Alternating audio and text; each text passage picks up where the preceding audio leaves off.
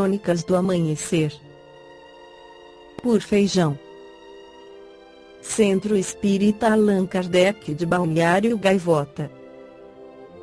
1º de junho de 2021. Dia de Joana d'Arc e a história da Santa Queimada Viva e Acusada de Bruxaria, parte 2. Joana d'Arc é um nome conhecido por quem gostava de história na escola. Mas o que muita gente talvez não saiba é que, além de guerreira com participação de destaque durante a Guerra dos 100 Anos travada entre ingleses e franceses entre 1337 e 1453, ela é santa da Igreja Católica, cujo dia de Santa Joana d'Arc se comemora em 30 de maio. Soldado, guerreira, acusada de bruxaria, heresia, tudo isso faz parte da história dela, entre verdades, mentiras e acusações. Conheça a história da Santa Padroeira da França. Joana d'Arc e as visões. Joana teria nascido em meio à Guerra dos 100 Anos, batalha que foi travada entre britânicos e franceses pela sucessão do trono da França. Era uma briga dinástica. Do lado inglês estava a Casa Plantageneta, do francês, a Casa de Valois. Ao fim do conflito, que durou 116 anos, a França saiu vitoriosa e consolidou a monarquia com o rei Carlos VII. E Joana d'Arc com isso? A futura santa era, naquela altura, uma camponesa muito religiosa. A relação de Joana com a igreja era tão profunda que ela dizia ter visões divinas e ouvir vozes. Uma dessas visões, em especial, teria sido de 3 santos: São Miguel, Santa Catarina de Alexandria e Santa Margarida de Antioquia. E isso teria sido decisivo para um episódio particular da Guerra dos 100 Anos. A mensagem de São Miguel Arcanjo, Santa Catarina de Alexandria e Santa Margarida de Antioquia. Joana d'Arc teria sido clara: ela deveria ir até Carlos VII para conduzir os exércitos da França. Joana, que era uma adolescente de 15 ou 16 anos, não há registros precisos da idade, foi ao encontro do rei e o convenceu, não antes de vários testes e provas. A partir deste momento, Joana d'Arc entrou para o exército. Sai a camponesa e surge a guerreira. Praticamente uma versão feminina de São Jorge. Ela teria se vestido de homem por conta do exército.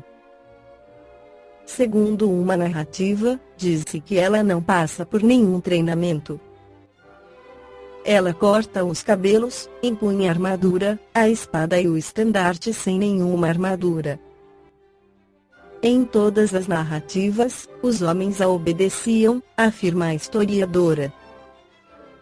No campo de batalha, Joana d'Arc teria sido a comandante do exército francês no chamado Cerco de Orleans. A data da vitória teria sido 8 de maio de 1429. Pouco mais de um mês depois, em 17 de julho de 1429, Carlos VII era coroado rei da França, em Reims. E Joana se tornou um símbolo de vitória e liberdade. A queda de Joana d'Arc. Depois de Orleans, Joana tentou conduzir os franceses à vitória em Paris. Desta vez, ela foi derrotada, o que abalou a confiança do povo e dos soldados na guerreira. Em 24 de maio de 1430, Joana teria sido presa por franceses aliados aos ingleses. A partir daí, ela teria sido julgada e condenada. A ficha prisional de Joana d'Arc incluiu heresia e bruxaria. Isso ocorreu com mais força por ela ser mulher, em posição de destaque. Acho que bruxaria foi o motivo concreto por causa das circunstâncias de vida dela, das visões que afirmava ter, analisa o historiador Leandro Faria de Souza, doutor em Ciências da Religião da PUC-SP. Em 30 de maio de 1431, ela morreu, queimada viva com apenas 19 anos. Tudo não passou, de acordo com historiadores, de guerra política. Pós-morte, perdão e canonização, se morreu condenada pela Igreja Católica, a qual sempre foi devota. Joana foi santificada com o passar do tempo. Em 1456, começava o revisionismo histórico. As acusações foram oficialmente retiradas e a Casa de Valois, do agora coroado rei Carlos VII, voltou a ter Joana d'Arc como um símbolo. Ao longo dos anos, o mito de Joana d'Arc cresceu cada vez mais. Durante o governo de Napoleão Bonaparte, imperador da França entre 1804 e 1814, posteriormente, por um breve período em 1815, Joana foi declarada símbolo oficial da França. Em 1909, ela foi beatificada. Em 1920, veio a canonização. O motivo da santificação de Joana d'Arc foi o martírio pela qual ela passou na fogueira. Ela foi martirizada, mas também tem uma questão mística.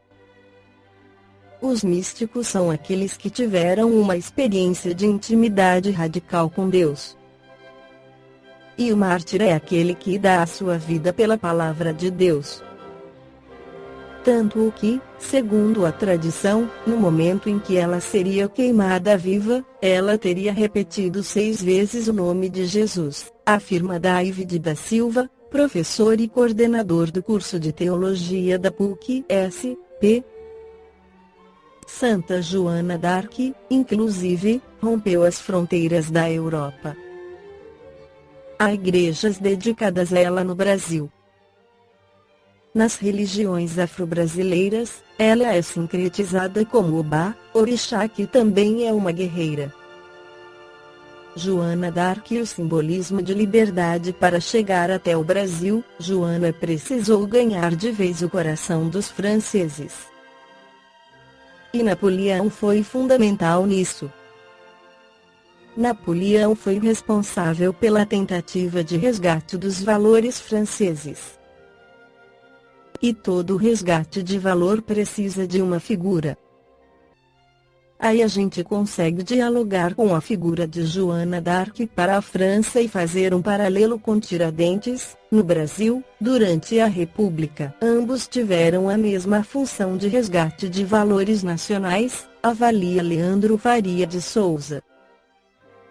E a imagem que ficou tem relação direta com liberdade e empoderamento. Ela foi uma figura feminina e que não tem um arquétipo típico. Ela se vestiu de homem, lutou na guerra. Em todas as narrativas, os homens a obedeciam. Independentemente do que acontece, ela é representativa de um poder feminino que é emblemático, neste caso, naquele contexto, completa Valéria Rocha Torres. Além de Allan Kardec, inspirado pela própria Joana e com a lucidez que notabilizou ao longo de mais de 60 anos a serviço da divulgação do Espiritismo, Leon Denis deu à donzela de Lorena sua real dimensão no conturbado período da Guerra dos 100 Anos, entre a França e a Inglaterra. Existiam contradições gritantes entre os místicos e os históricos, como Anatole France, consagrado escritor francês, que estavam desfigurando a grandeza das ações da extraordinária heroína nesse conflito que mudaria os rumos da grande nação, preparando-a para os feitos do futuro, ao propiciar condições para o surgimento, mais tarde, do glorioso período do Iluminismo, que abriria as portas da liberdade do pensamento. A fim de que a revelação consoladora, por intermédio de Allan Kardec, pudesse erguer a bandeira alvimitante dos tempos novos.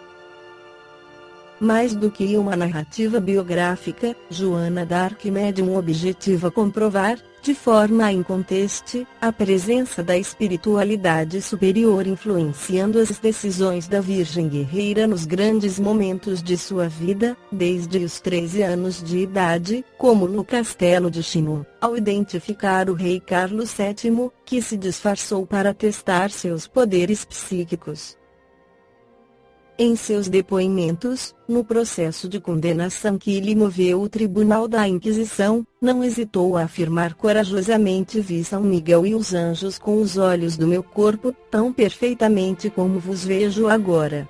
Abracei Santa Catarina e Santa Margarida. Recendiam perfumes. O autor faz minucioso relato da trajetória transcendental desse nobre espírito, desde o seu nascimento, na pobre casinha de Dom Remy, até a sua execução cruel em 30 de maio de 1431, quando foi covardemente queimada em praça pública na cidade de Rouen, mostrando, de forma cabal, que a modesta e inculta camponesa nada poderia fazer sem ajuda decisiva do céu. O amor de Joana pela pátria, pela humanidade e pelo Cristo emociona as lágrimas. Seu caráter é retratado com sentimento de veneração. Posteriormente, depoimentos valiosos de generais e autoridades atestaram sua genialidade militar. A Igreja, arrependida do grave erro cometido pela Inquisição, buscou reabilitá-la e a beatificou em 24 de abril de 1909, na Catedral de São Pedro, no Vaticano, em Roma, com enorme pompa, sob a direção do Papa Pio X, diante de mais de 30.000 pessoas presentes. Em 1920 foi canonizada, recebendo o título de santa. Denis conclui afirmando que nas horas de crise e de provação, a humanidade não fica abandonada a si mesma. A vida de Joana é uma das manifestações mais brilhantes da providência divina na história. Fortíssima comunhão existe entre os dois planos da vida visível e invisível. Ao espírita, o livro passa um sentimento arrebatador de fé verdadeiramente cristã. Esta foi a crônica do amanhecer de 1º de junho de 2021. Por Feijão. Centro Espírita Allan Kardec de Balneário Gaivota. Que a paz esteja com todos.